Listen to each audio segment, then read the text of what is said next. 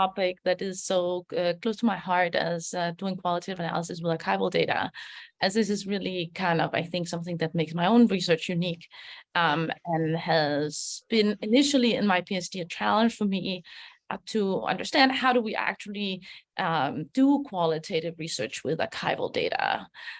Because most of the readings that I did, or the people that I talked to during my PhD, they were all doing qualitative work primarily with interviews or with ethnographic data.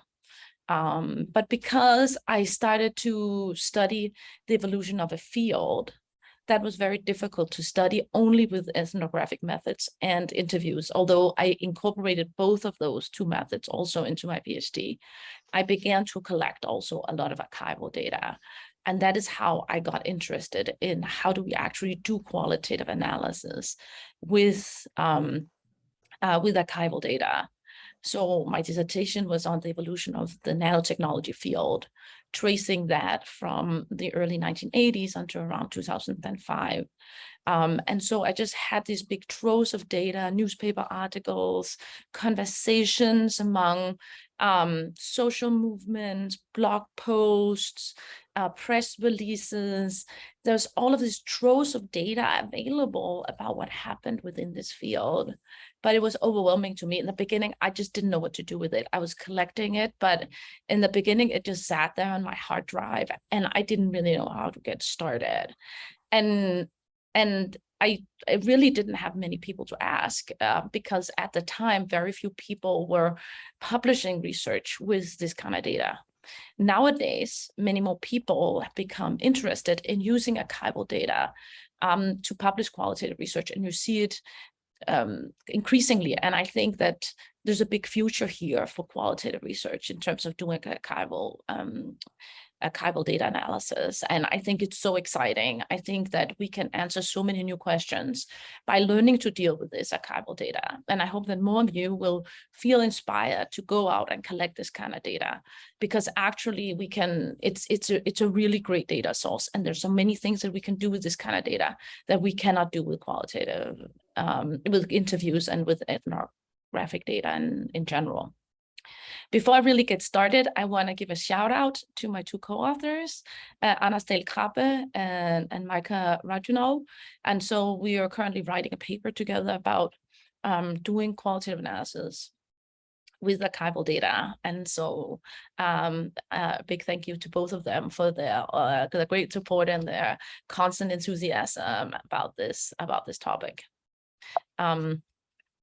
I also just want to use this time quickly here in the beginning to say that we are organizing at Northeastern an online qualitative conference. It's on the 1st of March, and it's going to run from 10 a.m. to 1 p.m. Eastern time. Hoping a lot of people will be able to join from around the world. We have a great lineup of speakers. These are just the people who are confirmed at the moment. So we have Kathy Eisenhardt from Stanford, Kevin Corley, Rusen Hosing, who are generally going to, those three people are going to talk about their methods, about multiple case study, interview data, and doing ethnography. And then we have representatives from the big journals, the qualitative editors at AMJ, SMJ, and ASQ, Bez Rausben, Hallen, and Aaron Reed, are going to talk about publishing qualitative research in the top American journals. And so if you're interested in joining the conference, which is going to run online, please send an email to this qualconference@gmail.com, and you'll be added to the registration list. I hope this will be part of this effort to build this global qualitative community of scholars, and the people presenting are very excited to kind of engage with all of you.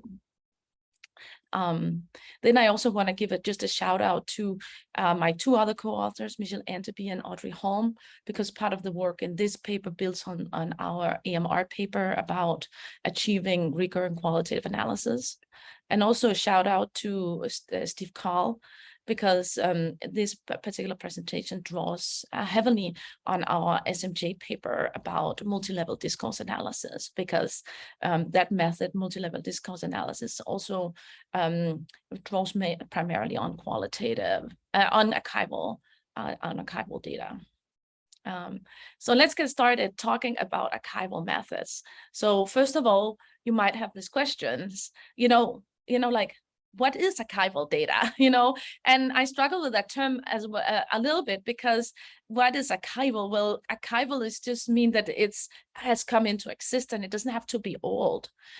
So when we talk about archival qualitative analysis, it's the analysis of textual choices that actors, people, organizations, and markets leave behind when they go about their daily business. Right? And so this could be everything, right? Blog posts, social media entries, internal company documents, trade journal articles, press releases, newspaper articles, etc. Right? I mean, so the world is at our feet here, right? You go into your university library, or you even just go onto Google and you go onto social media, and you're going to be able to access a trove of data about nearly whatever question you have, right? There'll be documents related to your topic if you're interested in diversity, gender, if you're interested in corporate scandals, if you're interested in technology, professional identity. I mean, whatever you name, you will nearly have access to archival data about that particular topic.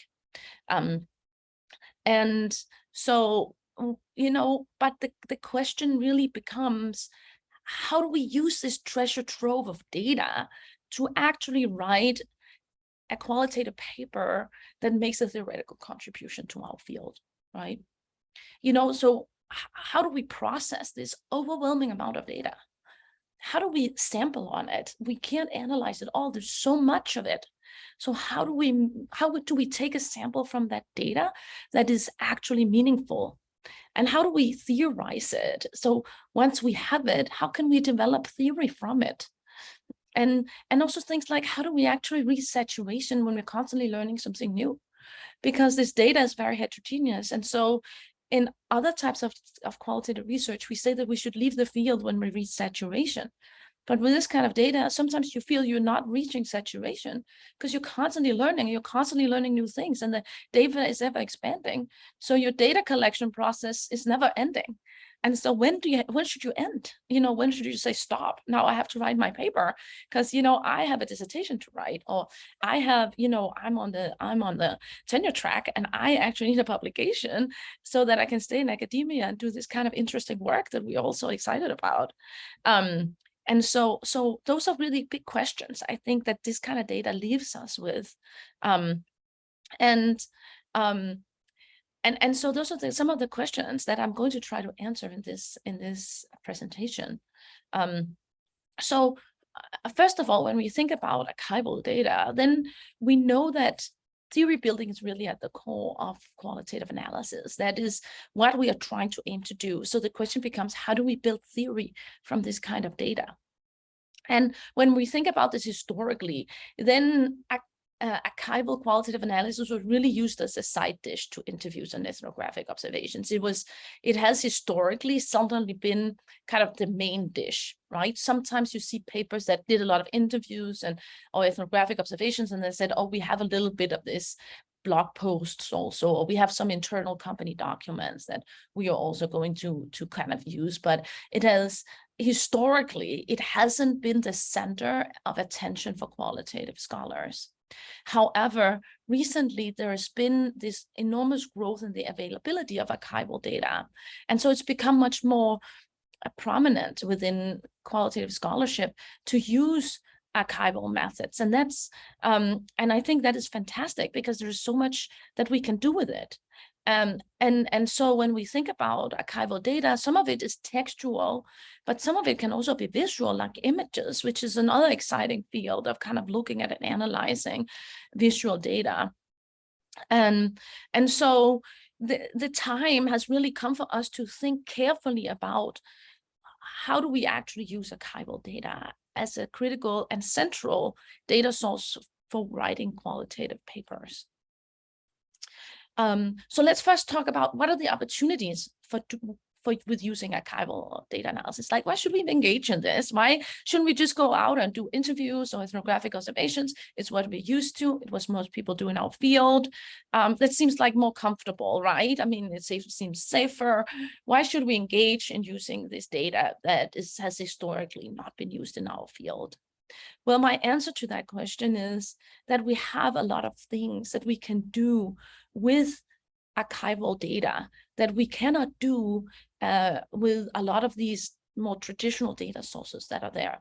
So first of all, we can actually observe actions as they unfold. That is, we can study the actions and the cognitions and the meanings that are actually produced by different actors, so people inside organizations, be they employees, managers, or people in trade organizations. We can observe what they are doing and what they're thinking as they are going about it and as these actions are unfolding.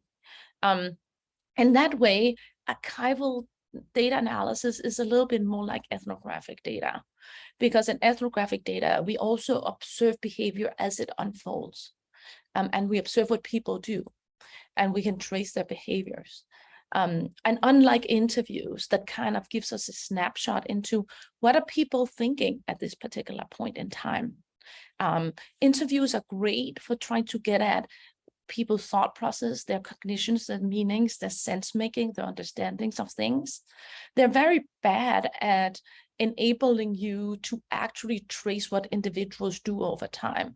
Because when people talk about their beliefs or actions and how they've unfolded over time, they'll have retrospective bias, and it will be difficult for them to understand what actually happens. And oftentimes they don't have access to it. People might not know what they did, or they might not remember, or they might not know why they actually did it. And also, but in contrast to ethnographic data that also allows us to track behavior and thought processes and they unfold, then with archival data analysis, we are not constrained by the researcher's physical presence at a particular site. So if we do ethnographic observations, we can only be at one place at one time, and we can only be there at the time when we are alive and record actually collecting data, right? And that might be a very limited point in time. That's when we're maybe doing that kind of, like half a year we have doing our PhD, when we have time to go out and do data collection. And so that limits us a lot to, what is the time horizon of the kind of data that we can collect. It also limits us to being in one place and collecting only data in one location. Whereas with archival data, we can be in multiple places at the same time. And that's just so wonderful. And so it also, one of the things about archival data is that it allows us to study things over a really long time period. And so a time period that stretches definitely beyond the length of our PhD or our research project, but also oftentimes longer than our lifespans. So we can study things that unfold over a very long period of time. We can get access to historical events and processes that before was not available to us. And by doing that, we can study organizational phenomena in other historical contexts than our own. And we can study them over a really long period of time. And that is really important also in qualitative analysis, because one of the core strengths of qualitative analysis is its ability to study processes. This is something that is very difficult to do in quantitative analysis, because you run into endogeneity effects, statistical models that don't really account for reverse causalities and dynamic processes. So this is also something that we as qualitative scholars, we bring to the table. We bring an understanding of how processes unfold, where we can add things that our quantitative scholars have more difficulties examining. And so if we think about processes, yes, studying processes is one of our core elements of qualitative analysis. Well, to study a process, you need to have some kind of idea of temporality, right, as that process actually unfolds. And this is where archival research is great, whether or not it's over just a week or a month or a couple of months or a year or several years or several decades, right? Having that archival data analysis that allows us to track how the process actually unfolded and map that in a kind of very minute fashion allows us a very great deal of specificity in terms of what we are trying to do with our qualitative research. It also allows us to study things across space.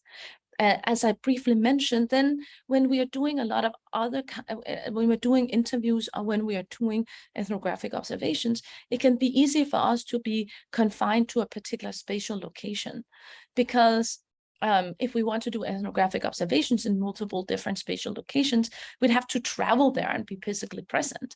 And that might not be possible for us. Let's say you are interested in the Arab Spring, and it unfolded in many different locations all around the Arab world at the same time. Well, you couldn't be present in all of those locations at the same time. Or even if you are inside a specific country like Egypt, let's say, well, you couldn't be present at all the different places where people were protesting the government at the same time. But if you have archival research, you are able to actually study that phenomenon as it unfolded in many different locations at the same time. And so this allows us to ask questions that we otherwise were not able to do. And that is also really important because both organizations and markets are increasingly globalizing, meaning that many of the organizational phenomenons that we'll be interested in studying happens not in one specific organizational context, but happens in this global space. And so to capture those dynamics, archival data analysis can be really important for us to capture that. And so it really allows us, it's kind of like it transcends this physical limitation that we otherwise have had about being in multiple places at the same time. And it also allows us to study a new phenomenon.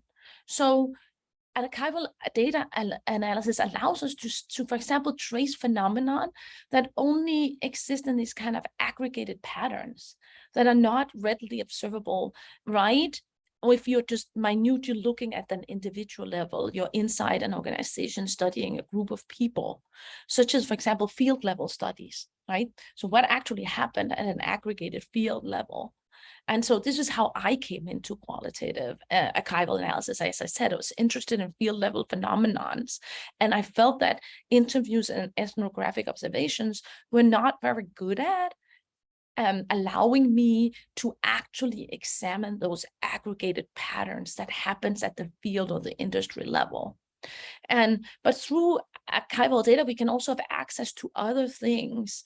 For example, elite, hidden, or secretive organizations, which we otherwise can't study because we won't have access.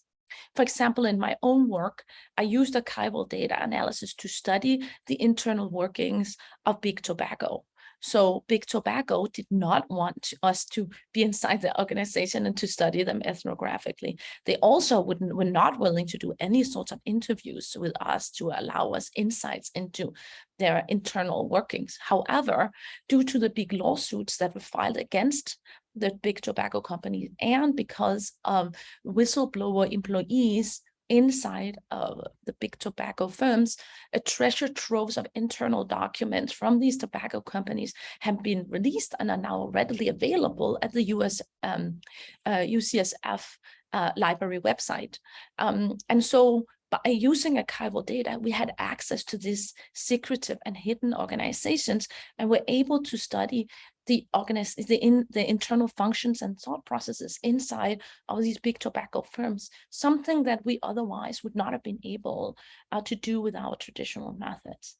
And so it's critical that we can access and study some of these phenomenon, because if we want to understand the modern organizations, if we want to understand modern industries, some of these settings that we normally do not have access to through interviews and ethnographic observations, that might actually be where some of the critical actions unfold for modern organization, and influences a lot of the dynamics in organizations and in industries. So I hope that this has gotten you really excited about, yes, archival data analysis, let's do it. There's so many interesting opportunities. There's so many things we can do with this particular kind of data. But then we come to the difficult part. So what are the challenges with using archival data? Well, so there are some challenges, and I hope that I can help you in this presentation overcome some of them so that more of you will be interested in doing this kind of analysis in the future. So one question that comes up is like, what's the unit of analysis? So unlike interview data, for example, archival data includes texts which are not just linguistic, but it also includes things like numbers and images. So you get, for example, a financial report. And yes, some of it is statements about how is this company doing, but some of it is also in numbers, right?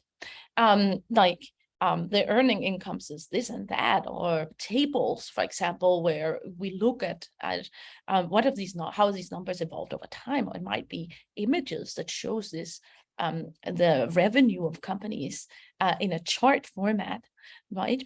And so, but then the question becomes, how do we deal with this kind of data when we are used to, as qualitative scholars, using the quote as the kind of the unit of analysis, and that a lot of our methods are often the way we represent data in terms of, okay, here's the quotes, here's my quotes table, right? And so this kind of, you're then challenged if all of a sudden you encounter numbers and images that you feel are actually important in understanding your study. And this is where I advocate that we really need to kind of look at our focus of the analysis as a kind of textual unit that is not just only quotes, but that we need to also include things like numbers and different visual forms of expression into our analysis. And that is also by comparing those. What do they say, for example, about their earnings? And what do the numbers say about their earnings? Or what does the graph say about their earnings? It is by triangulating and relating those different elements of the data to each other that we also learn can ask a lot of new questions, like, okay, so they say things are going fantastic and that growth is increasing, but then when you begin to examine the data, you're like, well, I'm not sure. I mean, you could look at it in a different way as well, or the image, what does it really tell you, right? And so we need to begin to expand our unit of analysis as not just only being quotes, but having other elements of information that is provided to us through these archival data sources. I'm actually, I'll then move on to also talk about these kind of main two tensions: the abundance of data and heterogeneity of the data. But I want to just stop a little and see if there are any questions that people might have. Muhammad has a question. Muhammad, do you have a question? Do you still have it? Hi, thank you very much, Stine, for this amazing session. So I live in Minnesota. I teach at St. Cloud State University, and I'm Egyptian. I was in Egypt during the Arab Spring and the Egyptian Revolution. My question to you is, how can we overcome the embedded biases in the text? Because like every incident has at least two narratives, depending on which side or the authors of the article. So writing something on this using archival data, how can we make sure that we are not biased by the sources? It's a really, really excellent question. It's something I'll talk more about later on, because when we use archival data sources, one of the things that becomes more important is this kind of hermeneutical questioning of the data sources. I mean, we as qualitative researchers always need to be critical towards our data sources, like our interviewee, like, are they biased in terms of what they're saying, right? Are they actually now telling the truth, or are they kind of politicizing whatever they want to tell us? So it's not a new phenomenon that we need to have a kind of critical lens when we think about what does our data tell us about our phenomenon. However, when we use these archival data sources, this problem becomes more pertinent, right? We need to be more critical about who is talking, right? When are they talking? Why are they talking? And to whom are they talking, right? And so we need to ask these critical questions of our data sources in order to make sure that we are not just taking what people are saying kind of as a good word. We also need to triangulate, right? You mentioned like there are two narratives, right? I think there might be more even, right? Data perspective. That's right. At least two. At least two, right? And there we need to look at these different narratives and think about, okay, so here we have one perspective. You have this one group of actors that are talking in this way, and we have this other group of actors that are talking and explaining this phenomenon in a different way, right? And some of the things that might also then become really interested in, what is the relationship between those conversations and who ends up dominating the conversations over time, who wins this battle of the discourses. But it's a critical question around, this, that we have to be much more critical towards our sources. Thank you. I'll take another question. Vimal, I think you were first. Yeah, hi, thank you. Thank you. I would like to know, how do you normally have access to secretive hidden data as part of your archival data research? Could you please share some of the ways? Thank you.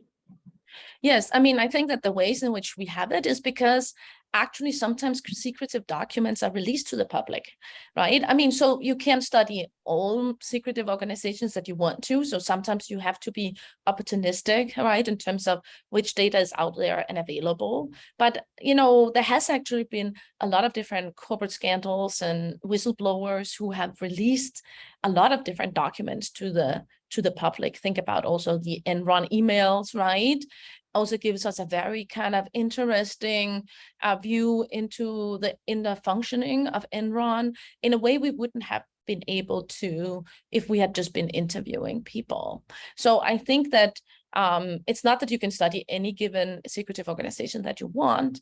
However, sometimes there are some of these secretive documents that are released to the public. And also sometimes even secretive organizations actually release documents like statements, right? And you can at least get, of course, it's there again, biased view, and they think they want to communicate to the public about their organization. But at least it's better than, you at least get more insight into it than nothing, right? You cannot interview these people, right? And maybe you're studying an industry where a secretive organization, let's say the FBI or something, plays an important role. Well, even the FBI makes statements and release documents. And so you can at least get a kind of, maybe it's a shadow view, but a shadow view can even be more insightful than no view at all into the functioning of these organizations. Yeah, thank you. Thank you so much. Thank you. Stine, we have 5 more hands raised. Do you want to take more questions now or later? Maybe I'll take one more question and I'll move on, and then I'll have more questions at the end. I mean, I'll stop again and then we'll also take more questions at the end. Yeah. Okay. Let's let Fabrizio ask a question because I think he's been the second in the line, and others. Yeah, we'll have more time for Q&A later on. Fabrizio, you muted. Thanks, Vibra, for calling me attention. Thanks, Stine, because I believe I have to lower my hand before because Mohammed just called about my asking about what are precautions we should take when using archival data, because I think that archival are time contextual and also can be biased, depends on who wrote it and the history they want to tell us, right? So I believe you're going to be talking about this later on. Thanks. Yes, and also, I mean, it's very important to put, I mean, you mentioned history, right? It's very important to put documents into their historical context and understanding how was this document perceived at the time. For example, I have a large study on the evolution of the hearing aid industry starting in 1945 until today. And so we have these 70 years of data. And this means that the first paper we are writing is about aesthetics. So the aesthetics of hearing aids. And when we look at some of the hearing aids that were released in the 1970s, we think they're ugly, right? I mean, there's these beige, big, bulky devices. And I mean, like, that's totally ugly, right? But then you go in and you try to understand, how was this device perceived at the time? And you realize that it was not viewed as ugly at the time. This was actually aligned with what the consumer wanted at the time and some aesthetic ideals that were part of the cultural trend of that industry at that time, right? And so it becomes very important to contextualize and place each document inside the historical context in order for you not to be very biased by your own, present day, your present day perceptions or your cultural perceptions of, let's say, other cultures or whatever your documents is. And so this is kind of a critical element of qualitative archival analysis. Okay, Thank great. you very Thank you guys for the questions. I'll move on and we'll take more questions later on. So as I said, I'm going to talk about these two different to the core tensions, both the abundance of data and the heterogeneity of the data. And you guys are talking, these questions were a little bit pertaining to that. So the core question there is that we have this abundance of data. Whenever we search, whatever we search for, let's say this example of the Arab Spring, right? If we search for documents related to the Arab Spring, we are going to get millions of documents, right? But we as qualitative researchers have a limited cognitive capacity and limited time to collect, analyze, and theorize these data, right? These capacities finite, and this archival data is so abundant, right? So there's a tension there between the amount of data and our ability to analyze it. And so this problems of abundance really differs from traditional qualitative research, where oftentimes the core challenge is data scarcity. We have too few people to interview, or we have too little opportunity to actually do ethnographic observations. We tend to have fairly small data sets, relatively speaking, when we do interview data, because, we can only interview that many people. And so we end up maybe with 100 interviews. If we have a big data set, it's 100 interviews, right? People maybe have 20 interviews, 30 interviews, or ethnographic observations, it's the same. Our data sets tend to be fairly small, right? And here we have this opposite problem. And in order to address that, this new challenge of data abundance, we need to develop new methods for data sampling. So how do we sample on archival research as qualitative scholars? And it's something we are not used to doing. It's something new that we are doing with archival research, beginning to think much more about sampling. We've thought about it a little bit in terms of snowball sampling, theoretical sampling, but the problem becomes so much pertinent because there's so much, the abundance of data that we are now confronted with. And the other core tension is this heterogeneity of data, which kind of conflicts with kind of that we need to create these parsimonious generalizable theories. So we need to create a kind of generalizable theory, but we have this huge heterogeneity in the data where, for example, let's say we have all these different voices who all of them tell different stories about the Arab Spring. We have documents that are very varied in nature. Some are newspaper articles, some are kind of blog posts, some are personal accounts, some are diaries, we have some photos, right? And so because this data is created by multiple stakeholders, some of them sometimes anonymous, right? And different audiences, and they're written also in different genres. They both have different voices they're trying to influence us with, but they're also written in different genres of written text. So for example, the written text of a newspaper article is very different from the genre of a press release, for example, or a blog post, Twitter feeds, right? Twitter, like it has a different genre of communication. That means that the textual data we get from a Twitter feed looks very different from the kind of data that we get from a newspaper article versus a press release, right? So there is this kind of problem that we have this heterogeneity of data, but to create this theorizing, we need to achieve fit, right? That is a coherence across all the theoretical and empirical elements of the paper. So we are trying to take this heterogeneous bunch of data and create this a kind of coherent theory that is generalizable, right? And so that is very difficult to do. And so these are two different tensions. And I'm going to suggest that this idea of dynamic theorizing, as I call it, is a method for addressing, at least beginning to address some of these problems of data abundance and data heterogeneity by specifying different moves that we can make and go between sampling and theorizing, doing the different phases of our data analysis process, both regard to kind of generating initial categories, refining tentative categories, and stabilizing categories.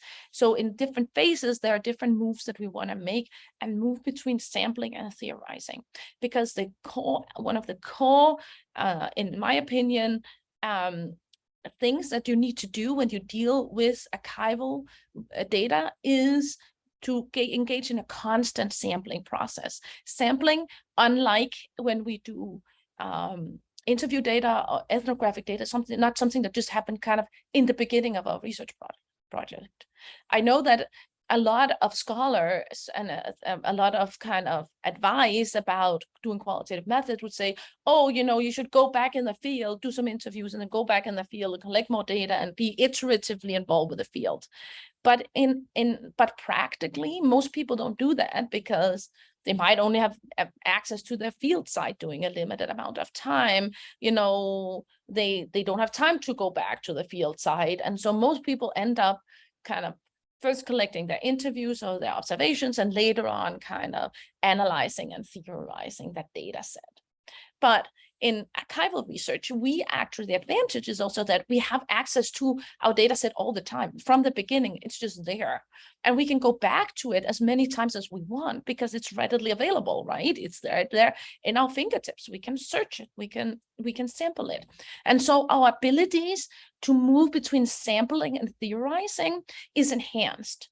And so this means that we can have a method that iterates between sampling and theorizing to a much greater extent than when we work with interviews or when we work with ethnographic data. But when we think about sampling, it's kind of very it raises new questions, right? Because in quantitative analysis and traditional kind of hypothesis testing research, people engaged in statistical sampling, right? The sample is constructed to get kind of a statistically representative sample in the population. And traditionally in qualitative research, they have employed theoretical samples. So cases are chosen for their kind of theoretical and not for statistical reasons, right? But the problem becomes then what do we do with this kind of archival research where we don't maybe even know initially what is our what's of theoretical interest here? How are we even going to make a theoretical sample on a data set that we know nothing about and that's just kind of abundant and large? We don't have a place to start because how do I even start taking my theoretical sample from this enormous, maybe millions of articles and texts that I actually have available, right?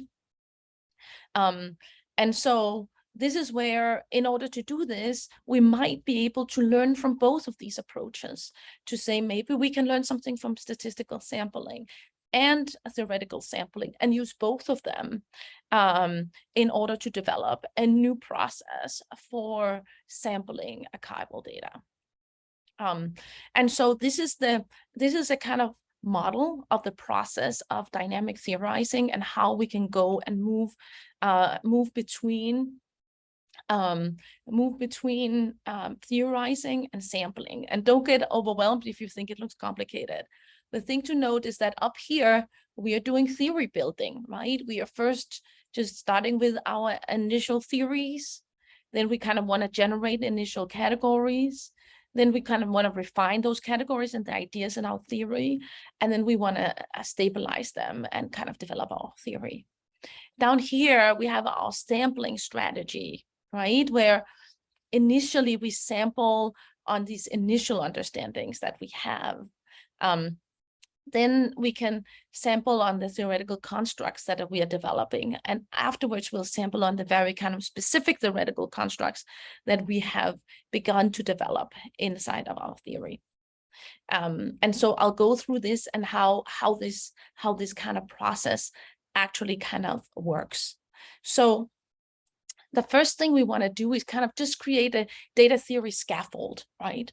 We just want to get started. I mean, I think a lot of researchers, they actually shy away from archival data analysis at the initial step because they're just like, wow, there's too much data here. I just don't know where to start. And so I never get started. I start out doing just analyze my interview data and my ethnography, and it's much more doable for me. And so I just never get started because I don't know where to start. Like I just don't know where to start. And so the most important thing initially is to create this data theory scaffold. We just want to have some kind of structure or something that kind of gets us started and gets us beginning to understand what's going on inside the data.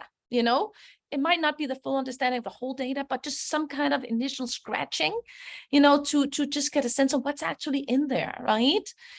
From these kind of millions of documents that I might have, thousands of documents, I want to just have initial understanding.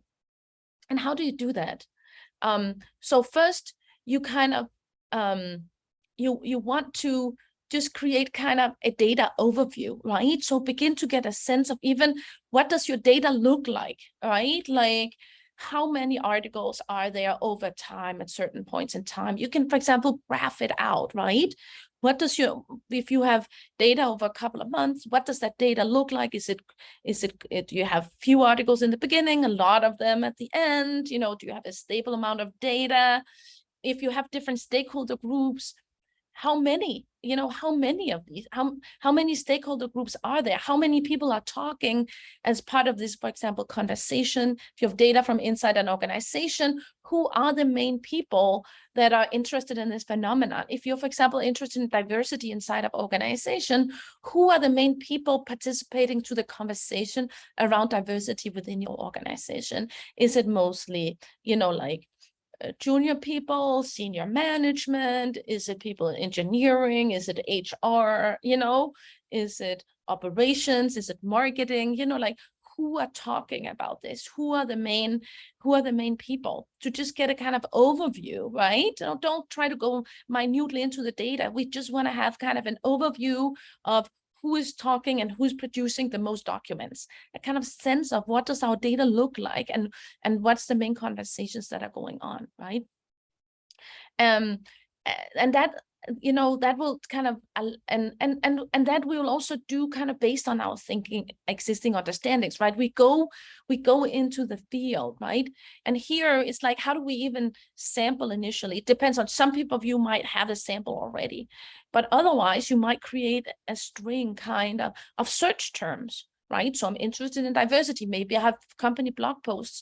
I'll create a list of search terms that are related to diversity. It might be concepts like, gender and race and equality, or, DEI, or, whatever those words are. You need to also begin to think about, what are, and you do that maybe by reading a few of them, you'll be able to develop some search terms that are related to your initial idea. And then by then you can begin to kind of at least begin to create a theoretical scaffold, some idea about, okay, so now I know that marketing, they're very important, in HR, right? They are kind of, they seem as though they're producing a lot of documents, Whereas, engineering, there seems to be no conversation about diversity in the engineering group, or, I begin to feel like, oh, it's a lot of, it seems to be a lot of young people recently joined the organization. Or that they have, you begin to also, the important thing here is also to identify different outlets. Where are people talking about this, right? Is there a company newsletter? Is there a blog? Where can you track this conversation over time? Where are the important outlets that allows people to talk about this issue and identify those conversations for research purposes? Finding a data outlet where people, for example, talk about the thing you're interested in consistently over time, or, where the data is systematic in some sense, is important. In archival research analysis, being systematic is a little bit more important, I think, that in interview data and ethnographic observation. So you need to find something that systematically kind of shows your phenomenon over time. And so maybe you just start with one place. You find, okay, there is actually a company newsletter. And, this is not the whole conversation about diversity that's taking place. There's a lot of other documents there. But I'm going to start here. I'm going to start small. Small is good. Small, you want to start small. Don't try to collect all your data at once. No, not at all. You just want to create actually the best data set you can create initially. Is a really small one, but one that is also representative, right? And so this is where we get to this, thinking about actually this statistically random sampling, that once we have, let's say we have identified, okay, there's some conversation around diversity happening inside the company newsletter. And now I found my search terms that are related to diversity, like gender and race and equality, maybe, right? Diversity. And I take those search words and I search this company newsletter. But then I do that and I still end up with like 4,000 documents, right? And I'm like, okay, as a qualitative researcher, I cannot read through these 4,000 documents. I need a way to sample from them. And so what I need to do is that I'll take a statistically random sample. For example, a lot of things that, for example, how do you do that? Well, you could, for example, if you have a time period, you can say, okay, I'm going to choose one of these articles a month or two a month, right? And so I have a 2-year period.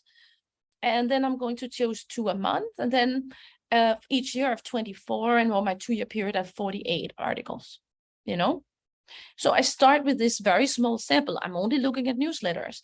I'm only looking at these 48 articles. So I'm kind of taking a statistically random sample inside of the thing that I'm interested in. And why is that important? It's just to narrow down and get a smaller sample, because we cannot look at it all. So the reason we use statistical random sampling is simply just to kind of make the task more manageable and start small. So then you begin to, now let's say you have your 48 articles about diversity.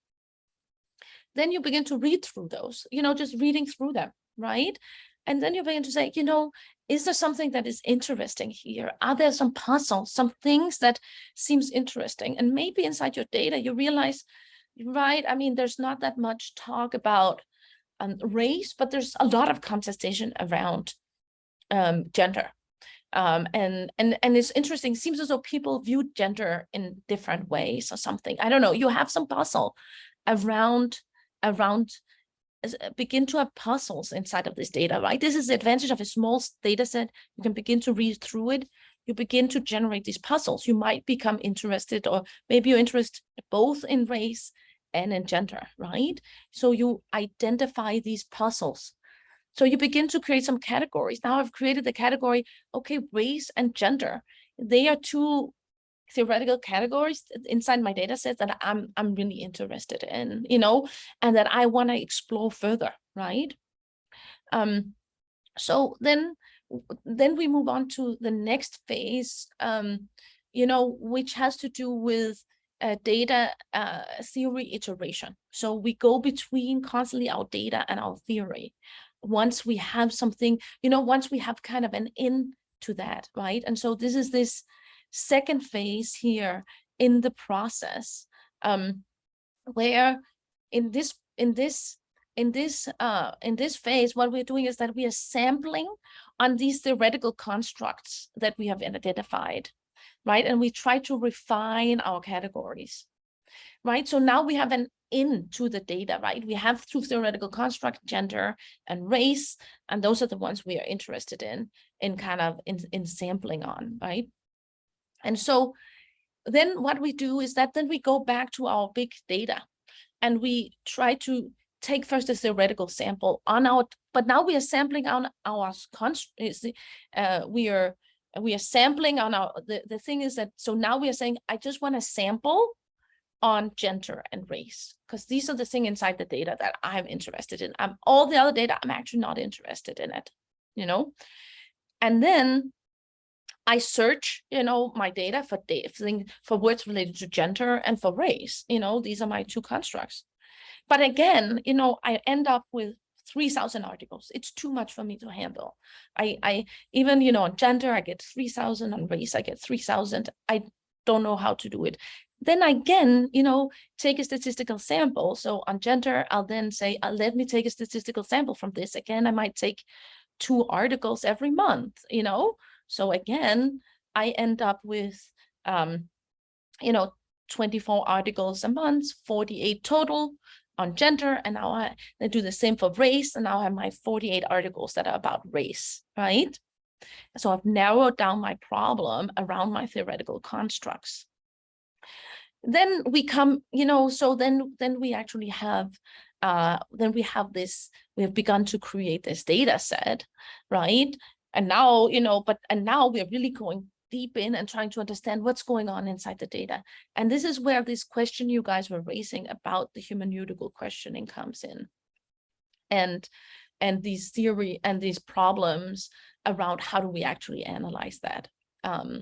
So let's look into that kind of more specifically, right? So as I mentioned, first we sample on these puzzles that we have and generate different data sets based on our theoretical notions. We sample from them to create the sample. But now we need to figure out what's actually going on inside this data. And this is where this hermeneutical questioning comes in, where we need to begin to ask, okay, so inside this data that I now have, who wrote these articles? Like, why was it written? Why were people in the company newsletter even talking about gender? Are there different authors talking? Is it different people writing inside this newspaper?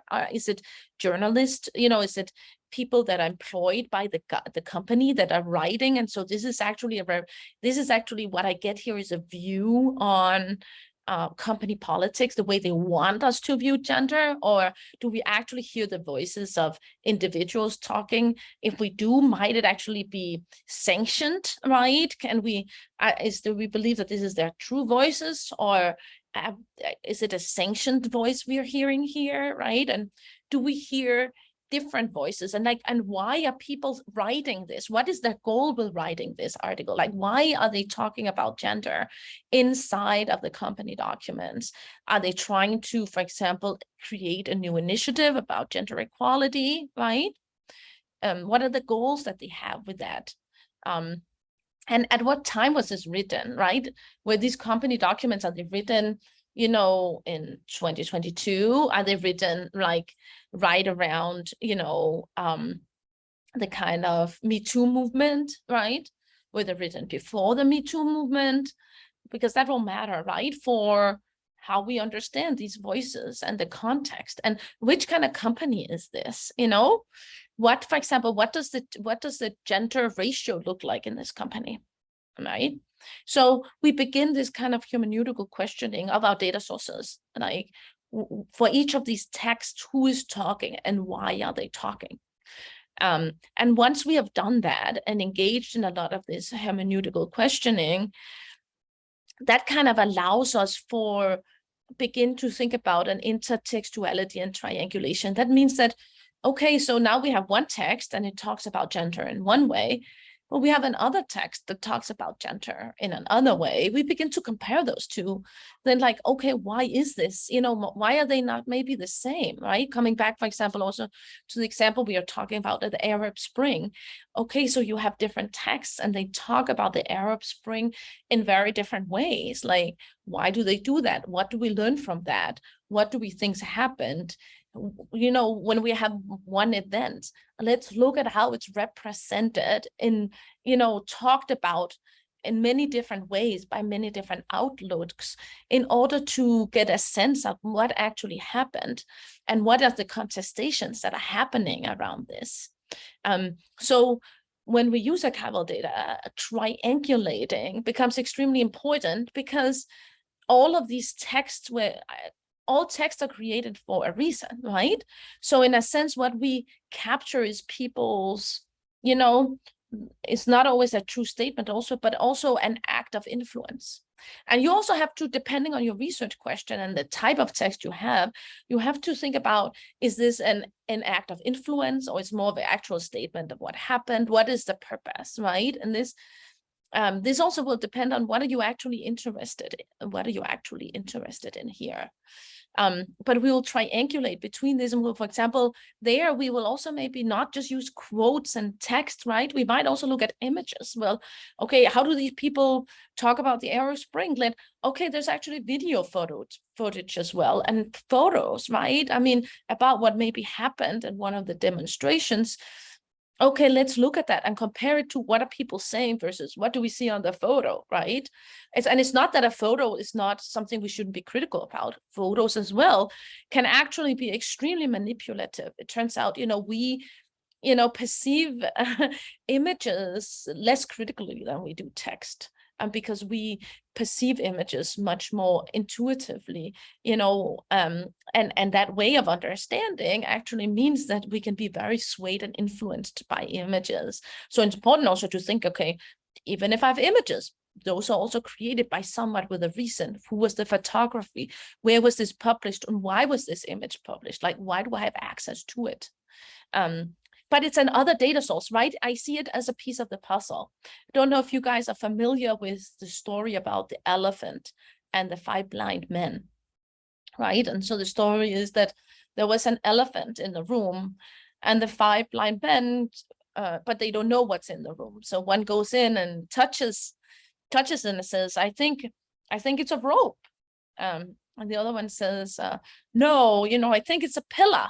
And another says, I think it's a rough blanket. And one says, I think it's a broom, right? And one says, I think it's a hose. And that was because they had touched different parts of the elephant. So the person that touched the elephant's leg thought, oh, it's a pillar. And the one that touched the snout thought, oh, you know, no, this is actually a water hose. And the one that touched the tail thought, oh, it's a broom. And I think I love that story because I think that is a lot of what we do with archival, when we do archival research analysis. We have all of these snippets of information about what's going on, and we need to critically piece them together in order to get an understanding. But also sometimes our goal is not to come up with the truth, right?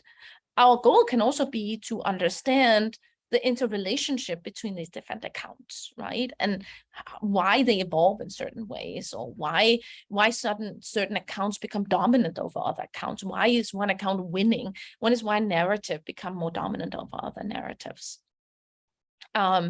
So we need to engage in this intertextuality and triangulation. And then the last part of this step of the model is theoretical simplicity. So once you've done this, you might say, oh my God, now I am completely overwhelmed because I have now all of these different perspectives. I know I have like different data sources. I have all these different people that are talking in different ways. They're communicating about the issues in various ways. And in a sense, it's all very confusing.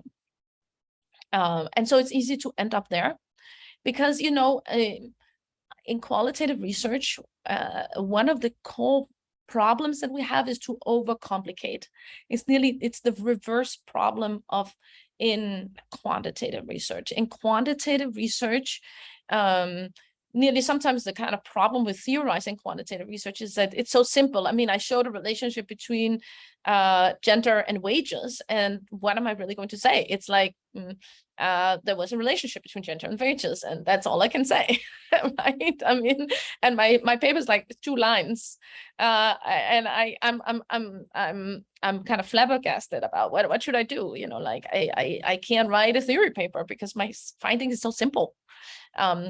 We tend to have the opposite problem, that our data is complicated, it's convoluted, it has context, it has voices, it has a lot of details. And so when we write papers, I think we are mostly, well, our big problem is to take all of that complicated material and to make it,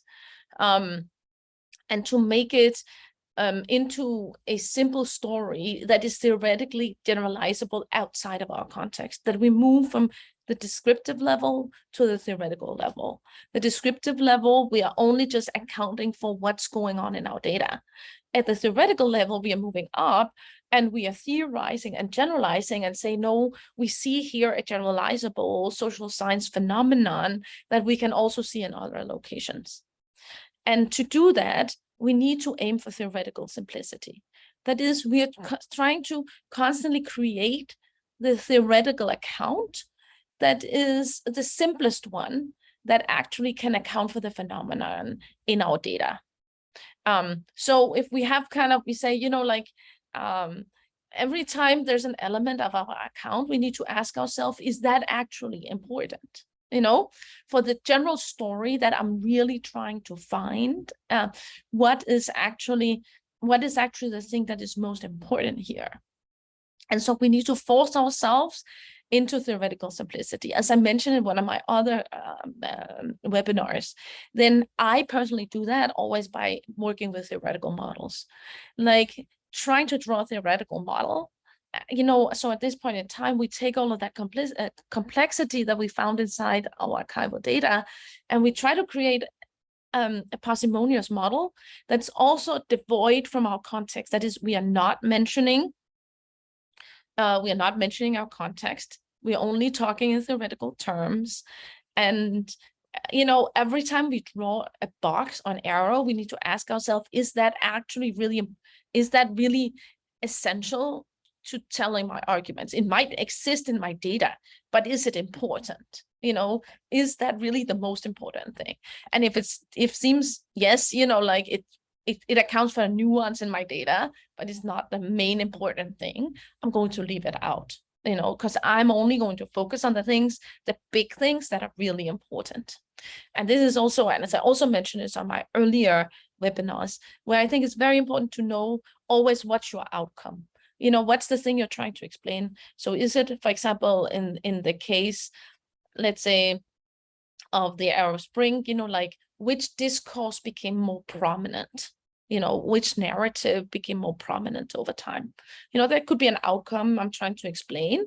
And then I'm looking at the behaviors of all these actors to try out, why did this narrative become more prominent? What was it about this narrative? Was it because it was it something about the narrative resonated with cultural elements in society? Was it because it was supported by powerful actors? You know, what was it about this that was actually that generated this outcome? You know, or you know, in the case of the aesthetics paper I was talking about, well, you know, our outcome was aesthetic stability and change. So we constantly looking at, okay, we want to explain aesthetic stability and change. And then we are going to, in this case, try to develop the theory that explains that, right? And the other things going on in the data, there's so many things going on in the data, but that are not relevant because we're just looking at the most important things that address that. And we're trying to make that story as simple as possible. We are constantly pushing ourselves to do that, to move it up so that it's at a theoretical level and that it's simple, because we know that we cannot account for all the variations that happen in our data. Okay, I think I'll take a quick break here and just hear if somebody has any questions.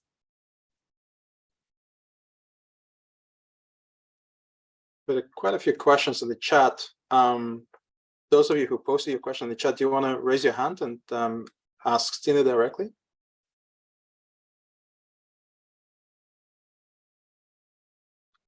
Nicole, do you want to go ahead?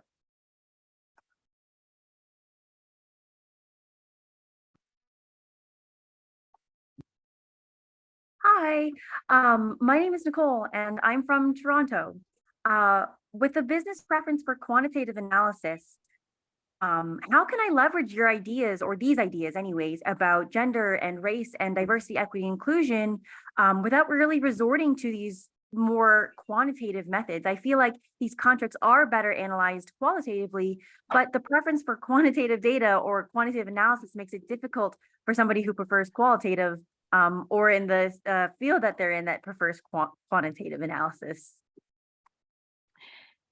Well, I mean, I actually think that there's a big appetite out there for qualitative work. You know, if it's done in a kind of, you know, like systematic, rigorous way, because I think that we are able to tell a lot of things with this qualitative data that you can never get at in a quantitative study. So let's say, you know, in the example of race and diversity, you know, to really understand, for example, let's say how the process, let's say inside an organization, how did this kind of process of conversations around gender evolve over time, and what were the mechanisms that drove that? You know, this is a really important question in order to understand what happens inside organizations. And you can, it's so hard to get at that question with quantitative data, right? Because you cannot understand kind of the process of evolution, because what you're in, sometimes your independent variable and dependent variable flip over time, right? You know, you understand the what, but not the how or the why. They can't, yes, exactly. They can't say the how, like why, how did this happen? How did it unfold over time? What were the mechanisms? And you know, my hope is always that, and by going in and actually examining that, you know, we also come up with new ideas and new insights that people don't have, that only do quantitative analysis. Why? Because if you are not deep inside the data, you will be mostly reproducing our existing theoretical understanding. So when you go out and test something, that test will be of something that we already, an idea and a belief we have about how, let's say, gender works in organizations. And those things will never be questioned, right? I talk about this also in some of my other webinars, right? So let's say a field that has been heavily dominated by quantitative work, right? Like helping behavior, which, you know, I wrote a paper on helping behavior. And I think that paper really shows the power of qualitative work, right? Because this really long-standing tradition of helping behavior had mostly been done by social psychologists that use quantitative methods, worked in the lab, and studied helping behavior as the interrelationship between a help giver and a help seeker. And so they found all of these intricacies and relationship between what does the help seeker do, what does the help giver do, and when will you help, if the high status, low status, gender, you know, like rewards. I mean, you name it, they studied it, okay?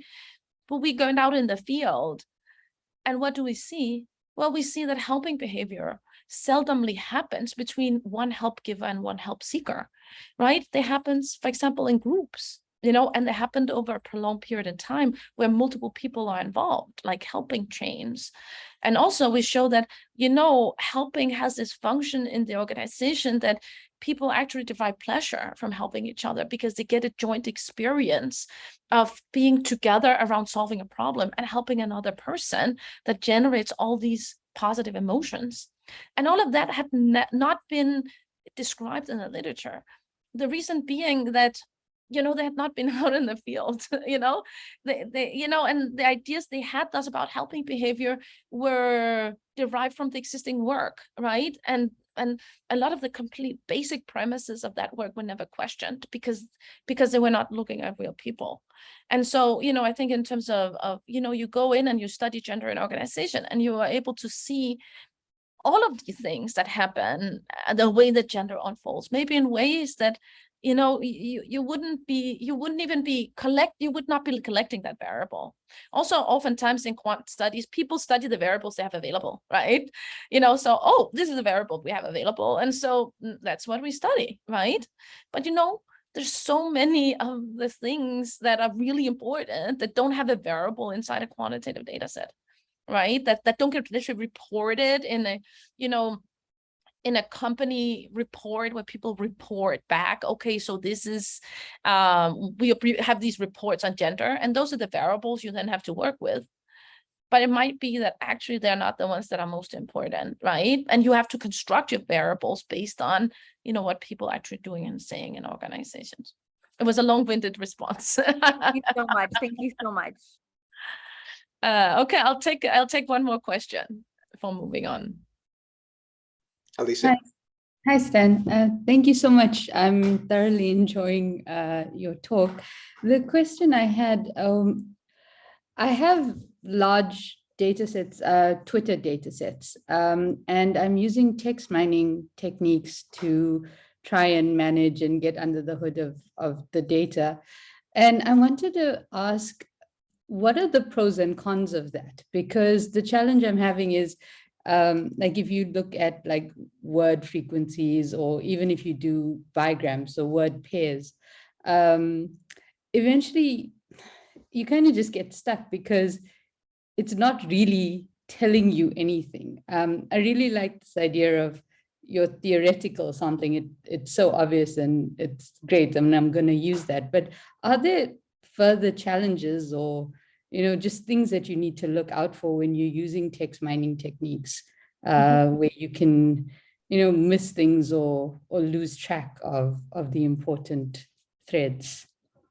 Yes, I mean, so I think that text mining and, topic modeling and all of these things are really super interesting. And it's something I've been following since my PhD. And part of my PhD, I was doing this network analysis of words and things like that I never published because I didn't know what to do with it, right?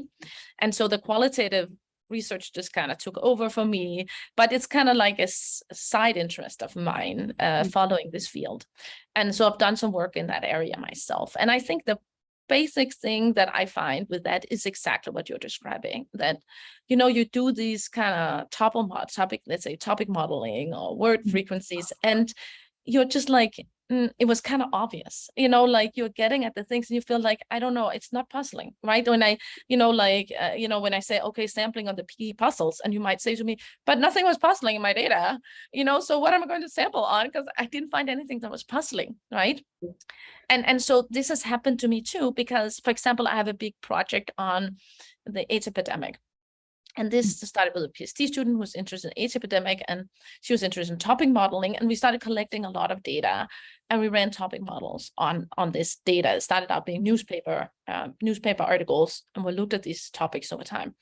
And, what happened was that, we began to see these trends, and then like early on, like homosexuality was trending, and then later on Africa was trending. And then I was like, that's kind of interesting, but Nothing it's not new. puzzling at all. It's exactly what I would have expected, right? And we can't write a paper on that, right?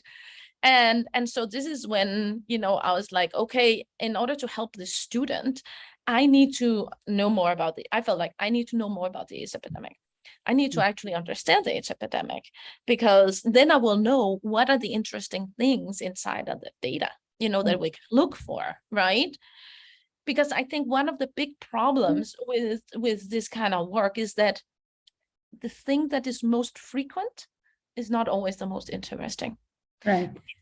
The words that are more frequent inside of your data are not always the ones that are, in a sense, the most interesting theoretical story. But these quantitative tools sample on frequencies, right? They show you the thing that is more frequent. They don't show you the things that are the least frequent, or the things that have theoretical interest, right? I mean, so for example, in my nanotechnology study, I ended up abandoning all this kind of more just like looking at just these kind of networks of words, right? Because exactly, I felt that everything was telling was really obvious, right? In the end, I did use some kind of quantitative text analysis in my dissertation, but it was on very kind of simple things where I know that there's a theoretical story through my qualitative analysis. I know there's a theoretical story here. I know this is something that is interesting. For example, I began to know that it was interesting how there was a tension within the nanotechnology field between a mundane technology, kind of representing nanotechnology as something that was a material, that was, you know, a powder, a, you know, a kind of an non-movable thing, versus an idea of nanotechnology as a robot, as a kind of, as a complicated moving device, you know? And so then I began to collect words associated with these two different perceptions of nanotechnology and tracking them over time, you know? Or I became interested in that the word nanotechnology became taken for granted over time. So I begin to look at how many sentences within text actually have a definition of nanotechnology. So my advice to you is that instead of just looking kind of the things that are more frequent, get to know your data, take some, you know, use some of these techniques about taking a small sample, begin to read it, understand what's puzzling there. Once you have something that's puzzling, you could track that quantitatively later on in your data. But that will, then you'll begin to kind of be attuned to the things that are actually interesting and important inside of the data, instead of the thing that's most frequent. Right. You know? No, that's great. Thank you so much. Okay, I'll just move on to the presentation. I might take kind of more and more questions at the end. But, you know, so when we are here in the middle phase, we'll be cycling right through this multiple times, right? We might constantly be generating new constructs. Like, let's say I'm interested in gender. But then, you know, this thing about gender, I realized, no, you know what, the really interesting thing and conversation that's happening here actually has to do with ways to dress. You know, like, how do you dress? What is an appropriate way to dress as a woman? What is it considered an appropriate way to wear your hair? You know, are there kind of unprofessional ways that you can wear your hair? Or are there unprofessional ways, unprofessional ways to dress? Or are there ways in which women feel that the way they're dressing is being sanctioned in order to fit into a corporate environment, right? Then I might begin to sample in on this kind of more minute construct around dress and develop elements, you know, around this. And this is also, and once I kind of know, I know what are the constructs that are really important to me, is when I can begin to kind of say, okay, now we begin into the phase where we actually try to have this data theory stability. And this is when we begin to feel that we're reaching saturation on constructs. And so notice here that the difference between traditional qualitative analysis and dynamic theorizing is that here we are trying to reach the saturation, not in general on the whole data, like, okay, I know, you know, I'm saturated, I'm not learning anything new, so thus I'm stopped data collection. No, my saturation is like, now I know, I feel that everything that I learn now about women and ways to dress, I feel not learning anything new. You know, where every time I create a new sample from my data set, you know, I'm sampling a new small data set I'm reading through, I feel all I'm learning about the way that women dress at work is just being confirmed. You know, I'm not, you know, my saturation is being achieved on this particular issue, right? So we begin to reach saturation on these issues. And this is actually at the point, I'll talk about it more later, that we might be into actually begin to quantify, right? Because I think it's a beauty. And I know that not all qualitative scholars are with me on this one, but it is a beauty of archival research that we can quantify it and we can actually track things specifically over time. So I feel that we can just, you can show things very clear to the reader that this is going on. Let's say in the paper about aesthetic change, we are able to very clearly track the aesthetic change that happens within this industry over time and show there's a waves of product aesthetics that happen, and that there's different launches of products. And we're also able to, by coding specifically cultural references, to show that cultural references within this industry also change, that they go through orientation towards different cultural trends, that initially there's an orientation towards consumerism, then there's an orientation towards professionalism. Oh, we need to become more professionalized. Then there's an orientation towards towards high-tech fascination. Oh, we need to be more high-tech. And when we compare these cultural trends and these changes in aesthetics, we can see that they're related. And in our qualitative data, we can then unfold that relationship through our mechanisms. We can show beautifully in a graph, this is the way actually that these aesthetics evolve over time. And then we can go deep in and say, this is why it happened. This is how it happened. These are the mechanisms actually driving this, right? And so then we will constantly kind of focus on, once we have reached this saturation or construct, we'll keep focusing on theoretical simplicity, generating the least, the least complicated model that we can generate.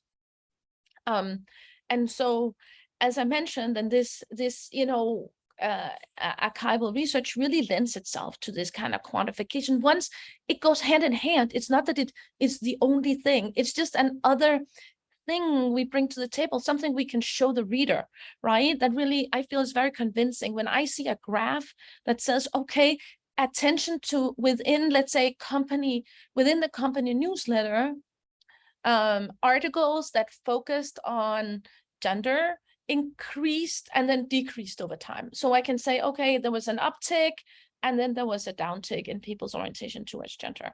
Then I can start out with that graph and I say, wow, that's puzzling.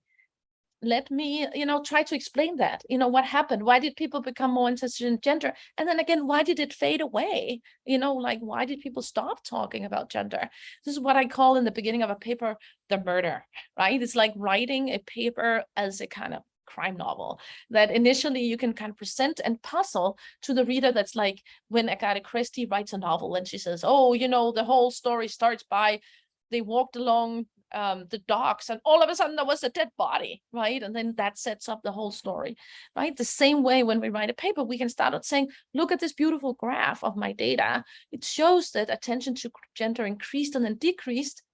And now let me go into my qualitative analysis and show you why, how and why. And this is also, I think, where those topic models could also come in. If you find a model that does have a puzzle, once you understand your data, I think it's very difficult to write a great paper based on topic modeling if you don't really understand your context. What are those topics? What do they represent? What is their theoretical importance? Where are you going with them? And so we can quantify, but we only quantify the things that are of theoretical interest, the thing that will help us show a puzzle in our data or something that has a theoretical interest, something that this cannot be explained by existing theory. Existing theory would not have predicted this pattern, and bam, I show it to you. There's a pattern. Let's explain why that is, right? And it's not that there's no tradition of quantifying qualitative data in qualitative research. There is, but it's primarily done in ethnographic studies, which is completely understandable because you cannot quantify interview data, right? I mean, because what does that really mean? You ask a person a question and then depending on what question you ask, they might use a higher word frequencies. I don't think that interviews can be quantified. Ethnographic data can, because you're observing what people are actually doing. And if you're making detailed notes of that, you can quantify what people did over time, as, for example, Steve Barley did in his work on CT scanners.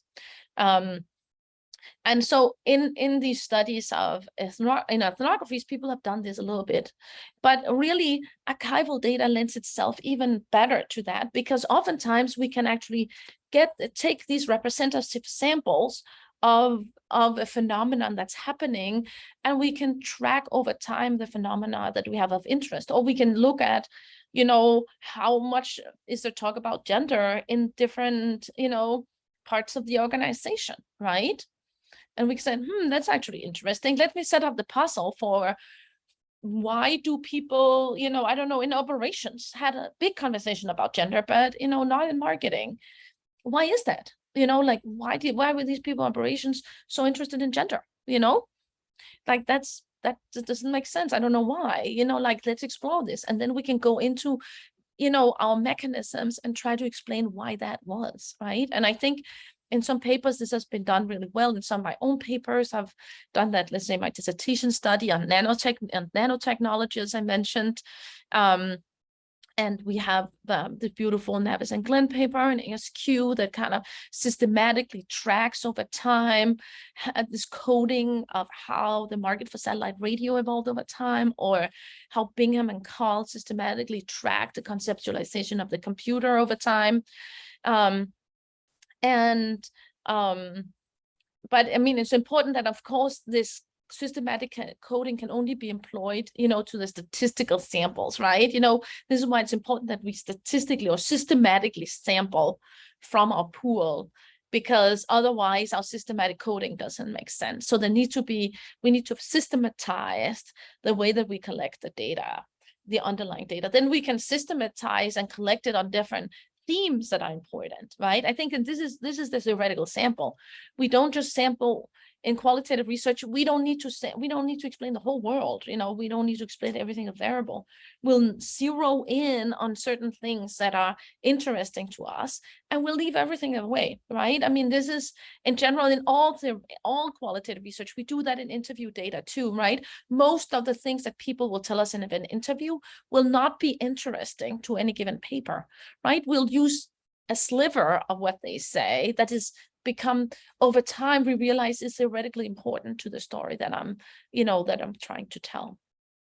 So, what are kind of my main takeaways here? And I hope the takeaways that I'm hoping that you get from this talk is that really archival research has a lot of opportunities. First of all, to study how actions and thought and conditions evolve in real time, to study phenomenon across time, whether it's, like a minute study about what happened over a week or a month or a year or decades, studying phenomenon across space, so allowing ourselves to be in multiple different places at the same time, or studying new phenomenons like secretive organization or macro-organizational phenomenons that we otherwise didn't have access to. But that there is this kind of big tension in archival with archival data analysis, which is this nearly infinite availability of data that conflicts with our limited cognitive capacity. We cannot analyze all of this data. So we need to sample. We need to create a smaller sample that we are able to sample from. And then this problem with the heterogeneity of the data. The data is very heterogeneous. It's written in many different genres by many different people with different interests.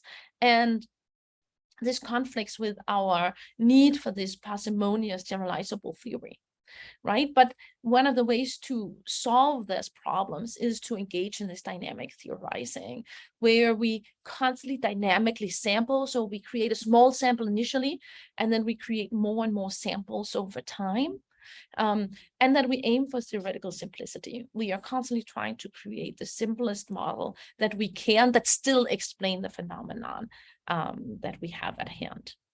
And by doing this, we hopefully can also increase the rigor of qualitative research, both because we can create a lot of transparency in terms of how do we actually analyze this data, and we can tell the user and the reader about how do we go about doing this. And it also allows us, right, to really study exactly the actions that actors took. So we're like, well, I'm not just interviewing somebody or asking these questions. This is actually themselves producing this data at this point in time when this was actually ongoing.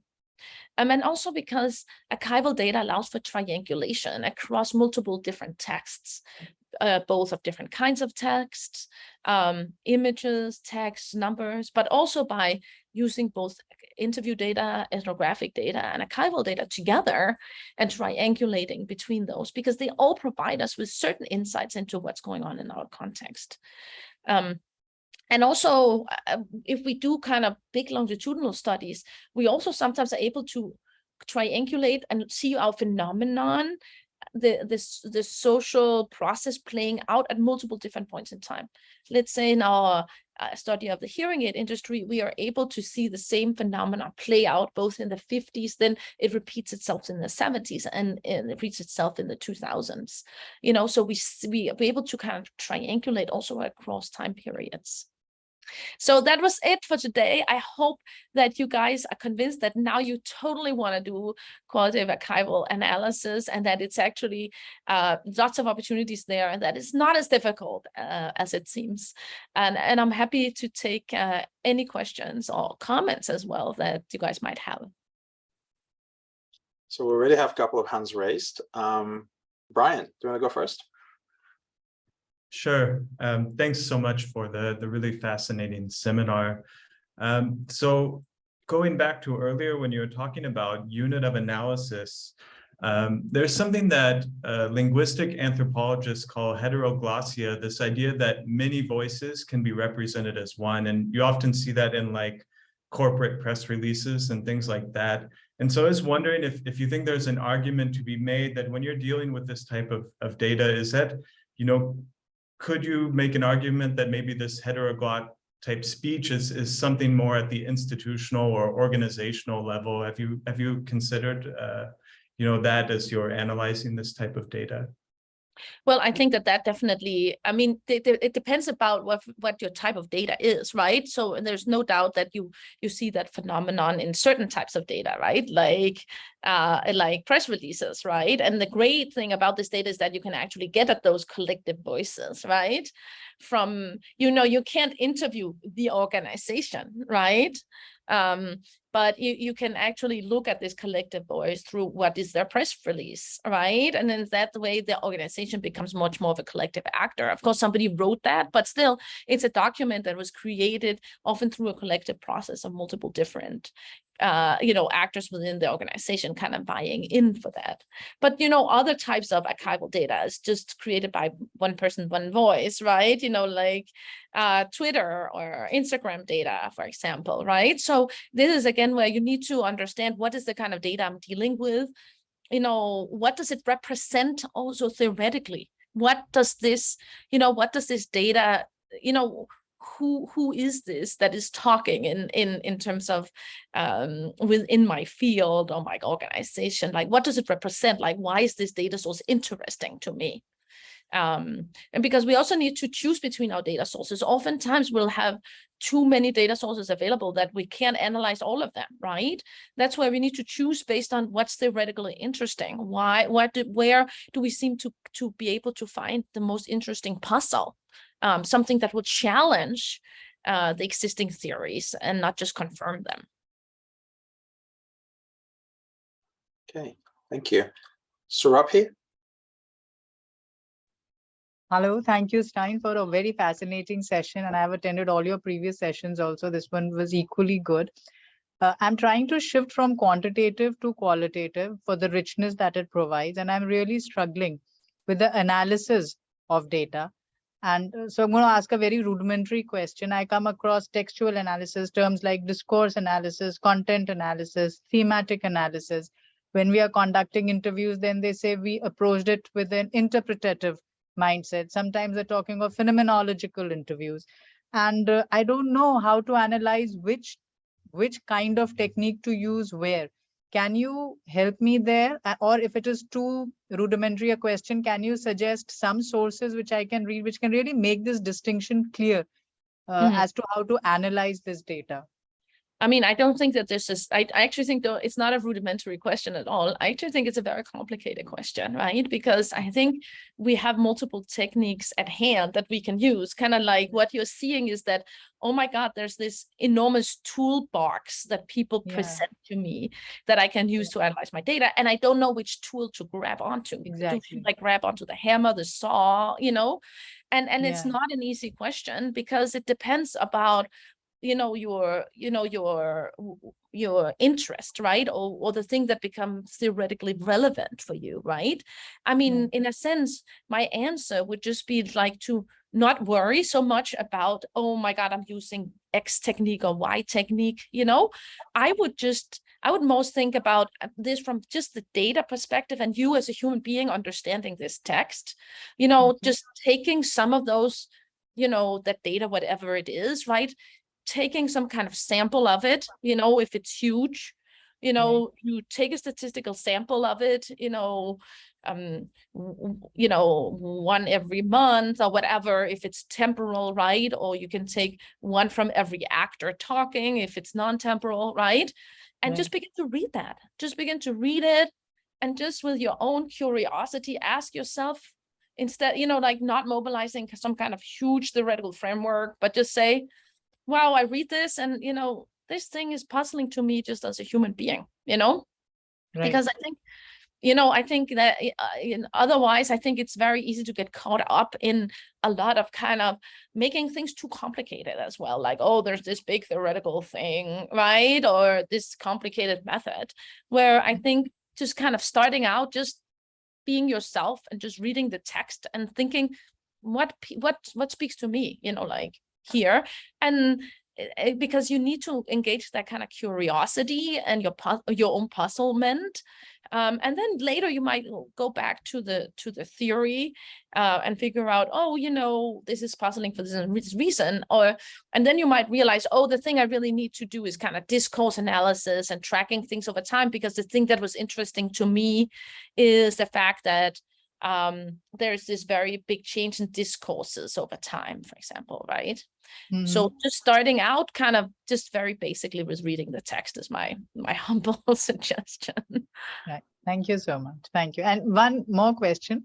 Can one single quote be taken as an explanation of a phenomena? Like, there are multiple explanations. Can a single quote, can we quote it that this is what this person said and therefore this is probably the explanation, or it needs to emerge from multiple quotes? I would say it had to emerge from multiple quotes, because, I mean, this is how you kind of, like you get, you become convinced, right, that this is not just like this one person at this one time thinking this, right, that there's kind of a substance behind this, that multiple people are talking about this, right. Thinking this and explaining this phenomenon in this way. So we want to have multiple quotes, or it doesn't have to be quotes, it could also be other types of data like images and numbers that kind of support the notion that we are trying, that we believe is going on in the text. Thank you. That's very informative. Thank you so much. Rishi? You're muted. Yeah, thank you. So you talked about cases where phenomenon in the field could be studied. Now that I would assume can be done in a way where we could do a case study for an organization and then look at the organizational field. But in such cases, what would be the guardrail to not delve too much outside the case, or what would be a good guidance as to you look at the field, but you still kind of stay more focused to the case study? I'm not sure I understand the question. Okay, So I'll give my own example. Something about organizational fields, or yeah. So let's say I'm looking at the energy transition which the oil and gas companies are going through, and I'm looking at Shell as a case study. And I mean, if you look at the data for past 2.5 decades, it's very obvious that first decade, even though all of them started very enthusiastically, across the field, the consensus was that time has not yet come. Now, such inferences you make across the field, because Royal Dutch Shell made this inference, and ExxonMobil did, and so did BP. So yes, there's a consensus. So you're trying to look at the field, organizational field, in terms of how things are emerging, but you're focusing more on the case studies. So maybe with this example, it's clear that how much to delve into the field and the data related, and how much to focus on the case study. Yeah. I to that, I would say it's very important not to have a data, what we call a data theory gap. There needs to be a mapping between the data and the theory. And when I'm a reviewer on papers, this is one of the, maybe it's the second sin. The first sin, I think, is over complexity, writing a paper that has too many moving parts. The second sin is this data theory gap, because you cannot have, if you're a story you want to tell is at the field level, is about the organizational field, like the whole field of oil and gas, how that is evolving. You cannot look just at one case study. Then your theory needs to be about that one your theory needs to be at the organizational level. How did this one organization deal with this energy transition? If you want to study the field, you'll need to have data at the field level. Let's say, data from trade organizations or, newspapers or things that happened at the field level. So in that sense, you will, if your data is a case study of Shell, you need to theorize that at the organizational level. The only thing you could do that had to do with the field was like, how does Shell respond to changes in the field? But then you'd also need to have some data that maps the changes of the field. So, I would just, if I would thus encourage you to say, if you want to study the field, you'd have to have field level data. And if you want to just focus on the case study, you should have to frame your paper at the organizational level. Maybe that's not what you want to hear, but I'm telling you anyway. Better hear it from me than the reviewer, I'm telling you. No, point totally taken. But I would like to add a supplementary to that here the intent is to look at the processes through which the identity of the organization evolves over a period of time, what decisions they made, what factors influenced it. Likewise, the sense making within the organization, how does that change over time, and what are the different factors which influence it, internal and external. And that's the point where the thought was to start with a case study, because you can delve deep in one organization, you just can't do at the field level. So if you'd like to comment on that. And thanks for all your input. Just as long as you kind of keep your theorizing, to that organizational level and the way that they manage these kind of transitions, I think that's fine, And a lot of kind of companies are going through this transition. So I don't think that it makes it less interesting at all. I just think that it's really important to make sure that, you're not theorizing about something that's not. Then you can say you have this case study, and if you really want to study that more macro level phenomenon, you can add other data to it, right? And by other, you mean the field level? I'll make the field level data. Okay. Yes, that's Okay. right. Yeah. Else it can become a multiple case study where you have multiple companies, but then, what you'd want to see across those companies is important for me to mention this, would be to see what is kind of similar, the similar processes that they undergo, and not the things that's different. Because a lot of people make this mistake, like they have multiple cases and they frame the paper around what's different across their cases. But in a sense that cases are different is, obvious in a sense. It's of course going to be like that. So sometimes I don't know always how much is gained by having just multiple cases. Unless one wants to have a kind of multiple case study and actually look at variance and who managed this transition better than others, right? But that's more of a kind of strategy question. Okay, thank you very much. CJ. Okay, first off, thank you so much for the very interesting session. And I have a question about, so the beauties of like interview data is that we can understand whys, right? We can ask the informants about like, why did you take this strategy, or why did you act in such way? But it seems like that in archival data, particularly the ones that are like 50 or 70 years old, it seems it's a bit hard to answer that why questions. Like, for example, your SNJ paper on IBM. It's a really interesting findings, but just wondering like why these actors differ in their strategy. Like, was it the CEO making the difference? Was it the marketing team, or was it the culture of the companies? So how would you deal with that in like older data? Mm-hmm. No, I don't actually think it just has to do with older data. I think that archival analysis is not, perfect. and it has limitations.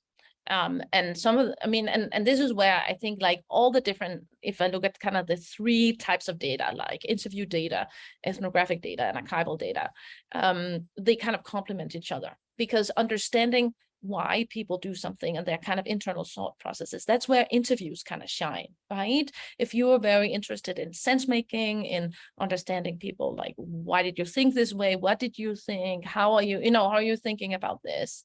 Then interview data is really great, right?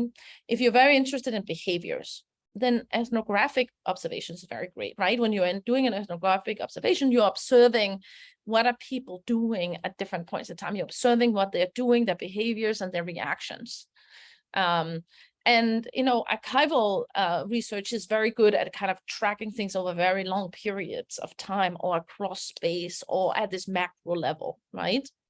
But they kind of also have, in a sense, the thing they're good at is also kind of like their flaw, right? And I think, so in terms of knowing exactly why people did something, sometimes you get at that, right? I mean, in the IBM paper, it was not the kind of, we didn't have this kind of in-depth data inside the organization. So we actually, like, we can't know. Right?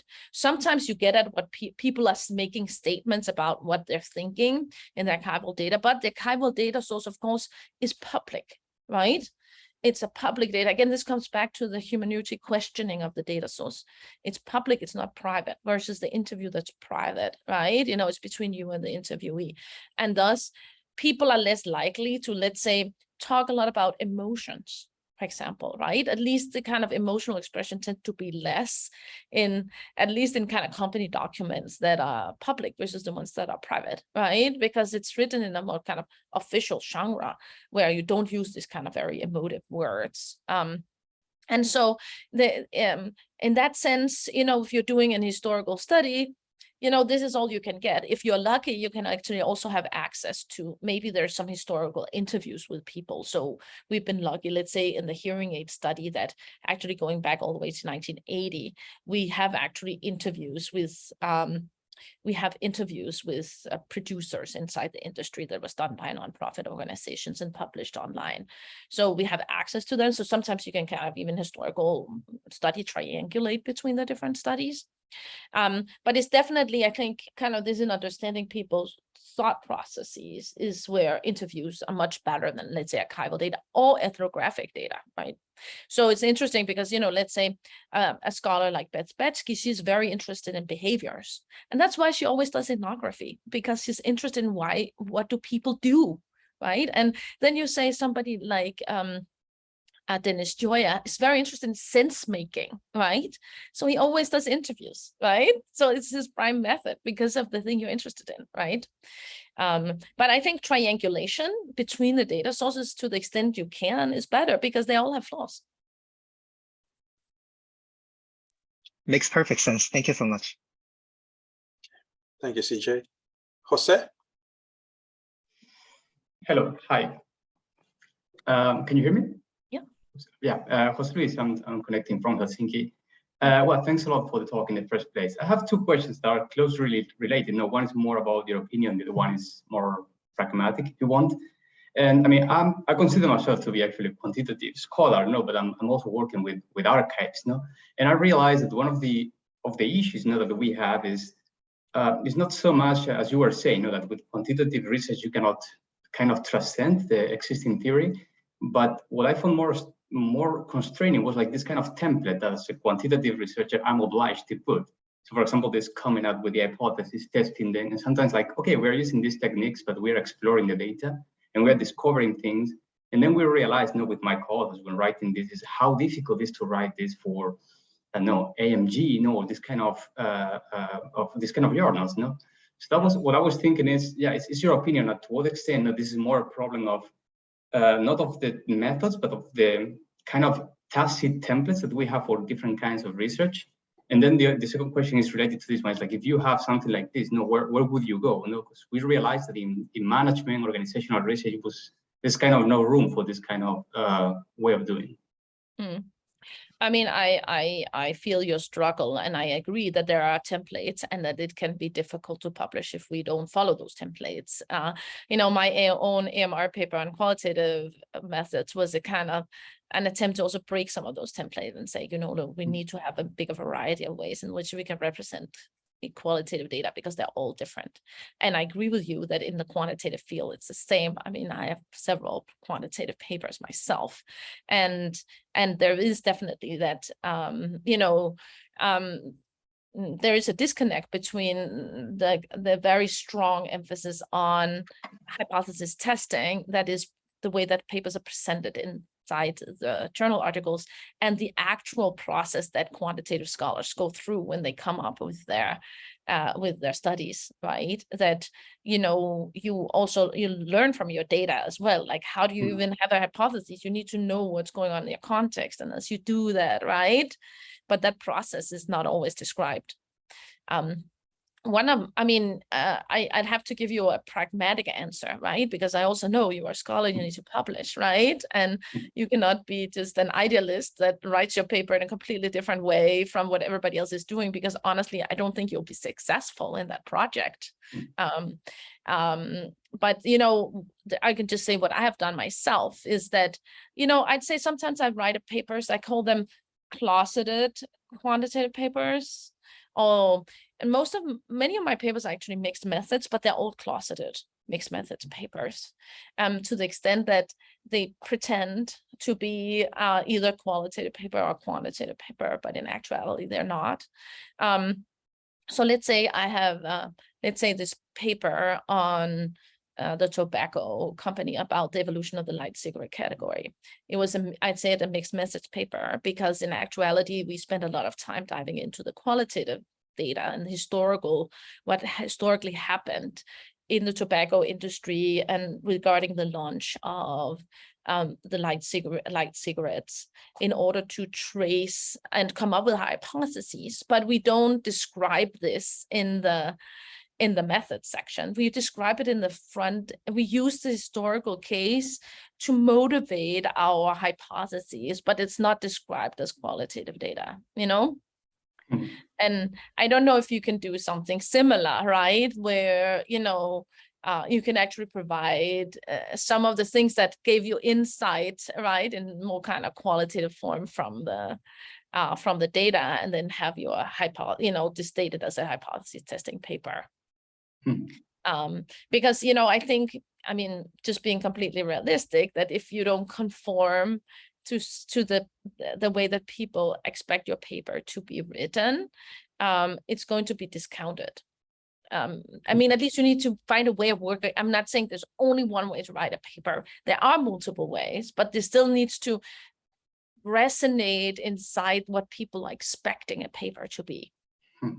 I don't know if that's helpful, but no, thanks. No, I understand definitely. We're maneuvering around these things, but sometimes you realize that this is a bit far-fetched, when we're doing it, and it's like, it doesn't actually reflect, what we actually did. But one thing is how you come up with it and how you write it down. Thanks a lot. You can, I also don't advocate people not saying what they did. I think there is a kind of middle of the road there, of still feeling you're kind of honest to your process, but you're still writing within the expected genre of the journal and of the method.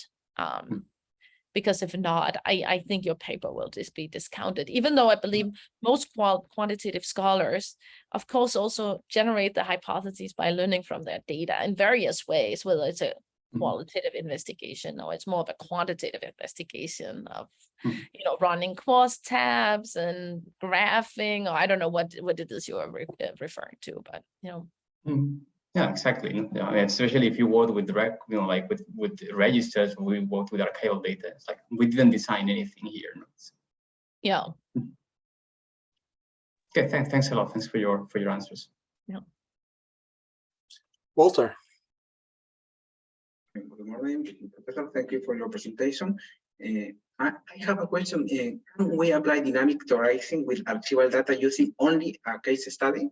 For example, we want to answer how is the process transitions from dark to shine. The darkness, a film that started and registered doesn't pay social benefits, and doesn't pay taxes, then transform it into attribute online firm, the Shine. I can use archival data for this kind of study? I mean, if archival data is available, right? So you're saying this, so you're studying this organization that underwent this transition, yeah.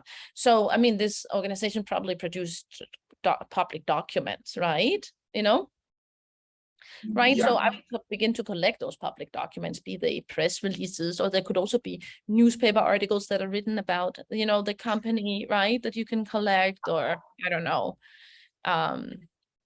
YouTube videos, data, you know, like Facebook data, you know, like there could be many different sources of data about the company. And that will tell you, each of those data sources will probably tell you a different story about kind of what happened. They won't tell you everything, right? You know, again, you know, the company might be secretive and not want to release all of this, but it will give you one view into, you know, thinking about this particular company. Thank you. Jack, do you want to go next? Yeah. First, thank you a lot for the presentation. And I think you've highlighted some of the tensions that I've been having, especially when it comes to the sampling. And on that part, I mean, in the e-cigarette paper, right, you talk, like in that method section, you talk about how you just took kind of 2 articles every month for the time period. But here now in the presentation, you're talking about if you have, let's say, 4,000 articles or whatever it may be, and then you sample from that. And I don't know, and for my own research, I just kind of went and started taking 2 articles a month for this certain time period. And I don't know how valid is that of a method. Like if I put that in my methods and I go to a journal, what are they going to actually, what is the kind of the feedback I would get from that? Like what's the justification for doing that? So if you could just expand a bit on that, I'd be appreciated. Yeah, no, I mean, so this thing about taking 2 articles a month was, I mean, it doesn't have to be 2, but there was something I did first in the nano study, right? And so why didn't I just kind of take a statistical sample of all of the articles, you know, just random sample, right? Why didn't I do this? I didn't do that because the data distribution was very skewed. And so this is why I started out saying you need to start to get an idea about what's the data distribution. So let's say in nano, the same with e-cigarettes, you have the data is distributed that initially when the field is starting, there are very few articles, right? Yeah. So the first couple of years, you have very few articles. And then, you know, there's an exponential increase in the amount of articles. If we take just a random sample, not kind of randomly forced in by per month, we would get most of the articles only about the later years and no information about the early years, right? So we want to, and since we want to understand the evolution, we want to, you know, understand also what's happening early on. So early on, we, you know, we take all the articles because it's all that's there, but later on it becomes impossible for us to, you know, to understand, to analyze all of the articles. And so then we, you know, take 2 every month to, you know, also have that also means that when we code it, right, we will have kind of we can take a percent, like how the percentage, right, for each year that talked about a specific theme, for example. So, you know, you definitely want to stratify by, you know, the random sample by month when you have a data distribution that's very skewed. Which it's kind of my case because I'm looking at cryptocurrency. So obviously at the very beginning of it, not too many articles, and then it kind of explodes, kind of like in the e-cigarette market as well. So okay, so that right. Thank you. Never had any reviewer, even the first time I did this, which was my nanotechnology paper, no reviewer ever questioned that approach. Everybody really like it. Yeah. All right. Thank you so much for the explanation. Thank you, Jack.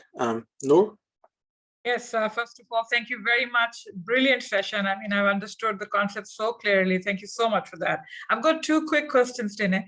One is that what if there is a dearth of indigenous data and you find only data on archival sources? For example, you don't get things in a proper literature, but you get data only on Facebook or maybe on journals, on newspapers, or maybe some kind of blogs.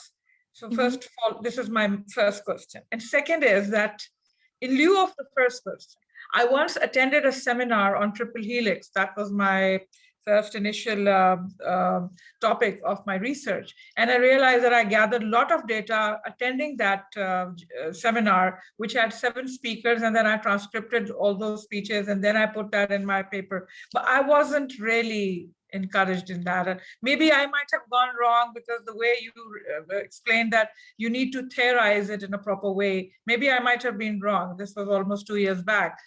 But so do you think archival data can sometimes be the main source of data? That's my first question. And attending a session, getting all the information that you want, do you think that's a good source? And why should it be rejected in the first place? Thank you so much. Yeah, so I mean, I definitely think that archival data can be the main source of a paper. Let's say that e-cigarette paper that we're just talking about there, the archival data is the main data source for the paper. So there's no doubt that you can do that. I mean, you mentioned that in your case, as I understood it, that the company itself is not producing any documents, but you have other people talking about the company, like in newspapers and blogs and things like that. And then you just have to kind of go with what you have, right? If that's what you have to collect that, but you just need to understand that it's a biased perspective, right? All the company themselves might have talked about these things in a different way, right? And you'd also have to remember that the only thing you can theorize about is then what do these stakeholders think about the company, So it's also very important always to keep in mind when you're theorizing, what are the conclusions I can make exactly based on this data, right? The data I have here, it's about, let's say if they were kind of these blog posts, right? From either, if it's blog posts, let's say from employees, right? Then you can say, oh, this represents the voice of the employers. If these blog posts are from customers, then okay, like here I hear the voice of the customer, and I need to theorize them as an actor, in my paper, and the customers say something, right? Actually, my thesis is on applying corporate frameworks on education sector, higher education. I do find data from outside my country, but not indigenous. Now for that, my supervisor keeps telling me that you need to come with evidence when you criticize things, you talk about the wrong things, or maybe there are limitations. Where is the evidence? I say, like, I don't have local evidence, but there is some. But then I did get some evidence when I attended a seminar, when I look at newspapers, because there are more information coming in newspaper when they're criticizing the government policies. So that's the only thing I can actually provide as an evidence to whatever critique I'm trying to give. But I think, so what you're saying is that I can provide that as a legal, legit evidence as a data, it's a legal data, but what is, if this is kind of if it's like, are they foreign documents talking about foreign educational institutions? Are they talking about them in your country? Because I mean, you need to have people talking about what's going on in your country, right? Not about what's going on in their countries, right? And there I'm also, I mean, one thing that I begin to think about when I hear you talk is that it seems as though you have like a thesis, like you have an idea and you have this criticism, but where's that coming from? It's not coming from inside your data. And you mean, you need to just be very true to your data. I'm afraid, I've only heard you talk for 1 minute, right? But the red flag that comes up in my mind, if I was your advisor, was that, does she have already an existing belief about what's going on that she wants to kind of stories she wants to tell that's not exactly coming out of the data, right? Because you need to, whatever data you then have in your native country, you need to, everything that comes into your thesis needs to come from that data, right? Then needs to be supported by quotes or tables or images or whatever it is that you have, I've got elite interviews, all recorded, all transcribed, which are supplementing all my evidences that way. But I mean, I was actually searching for more indigenous literature review, which I could actually put as an evidence. This is something which is missing, but I'm getting that missing data from journals, from newspapers, from blogs, from maybe attending a seminar. I have done 24 elite interviews of higher education sector, you know, vice chancellors, registrars, and all. But this second part was missing, that I was unable to get indigenous data from literature. No, not many people have written about this problem that I'm trying to raise. Yeah, I mean, I think those other sources, right, newspaper articles, if they talk about your country and your context, right, can be used, right? I mean, again, it's about triangulation. They all kind of can be used together to add to a particular, you know, to support the notion and the conclusion that you're actually making. Thank you. Thank you so much. Yeah. Thank you.